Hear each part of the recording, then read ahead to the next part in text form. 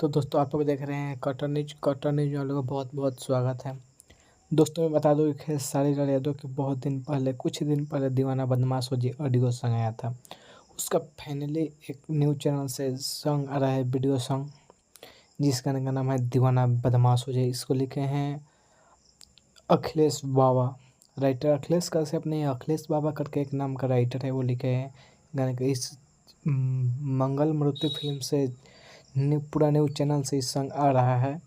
आपने अलग स्क्रीन पर सबसे पहले इस गाने का पोस्टर भी देख लीजिए।